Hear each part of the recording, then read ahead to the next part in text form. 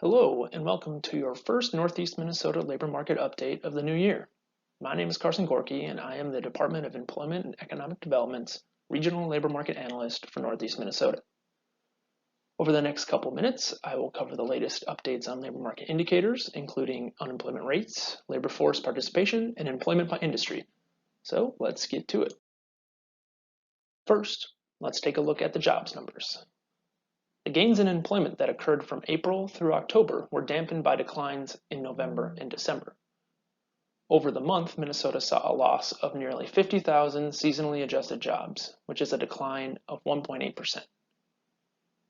Over the year, Minnesota had 238,000 or 8.3% fewer jobs than in December of 2019.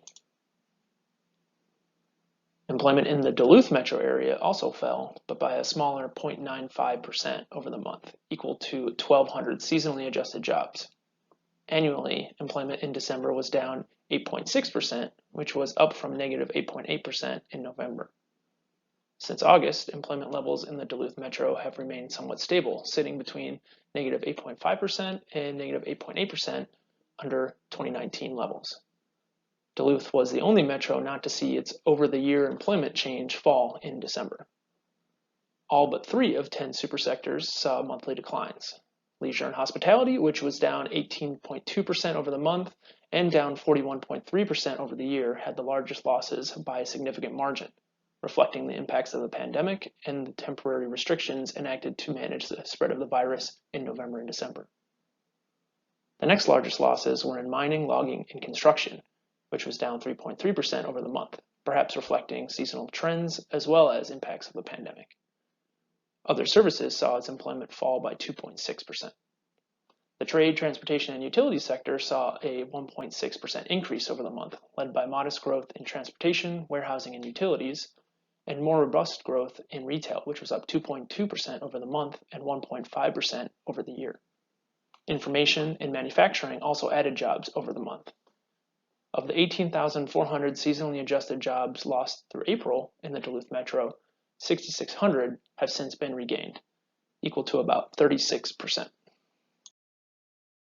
Reflecting these employment losses, the unemployment rate in the 7-county Northeast region continued to climb in December from 4.9% to 5.8%.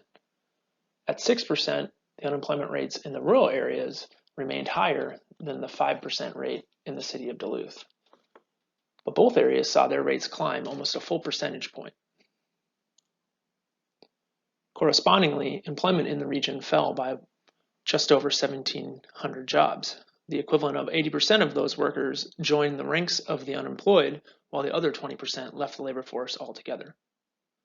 Earlier in the recession, most of the declines in unemployment were almost entirely attributable to labor force exits. Excluding earlier in 2020, the labor force remains the lowest it's been since 1996. Earlier this month, DEED's quarterly census of employment and wages program released its numbers for the third quarter of 2020, providing our first detailed look into the initial employment recovery. These data indicate a partial recovery, but also show how the recovery varied by industry and geography. For example, the entire 7-county Northeast region saw 51.5% of the 16,600 jobs lost through May return. In Duluth, the share of jobs regained was only 32%. The balance of the region saw a much larger recovery with a return of 71.4% of the jobs lost at the start of the pandemic. Comparing the 3 quarters of 2020 for which we have data to 2019, overall employment in the Northeast region is down 8.3%. This chart compares the employment change from quarter 1 to quarter 3 in 2020 to the average of the same periods from the previous 5 years. By averaging the last 5 years, we can see what the typical employment trends are from the beginning to the middle of the year. We can see how seasonal industries such as construction and arts, entertainment, and recreation typically add employment during the busy summer months, while educational services decreases following the end of the school year. The dotted blue line indicates the 5-year average, and the orange line shows what actually happened in 2020. The large gaps between the 2 lines show clearly how other services, accommodation and food services, and arts, entertainment, and recreation not only lost employment, but did so precisely when they are typically expected to do the opposite, compounding negative impacts. Construction, the most seasonal of industries, did not reach typical levels but fared better than average. Utilities, finance and insurance, and retail were the industries that performed the closest to their expected levels. The trend of a declining labor force in Northeast Minnesota that appeared to reverse in November resumed again in December.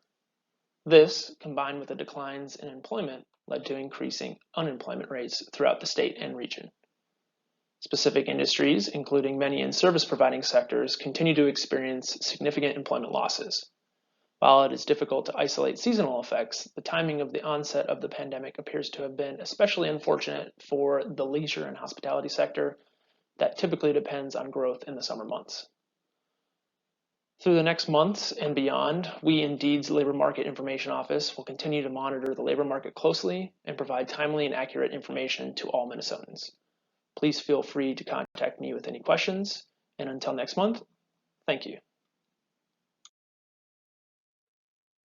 For more information or to find the Deed Regional Analyst for your area, visit our website or contact any one of us seen here with your questions.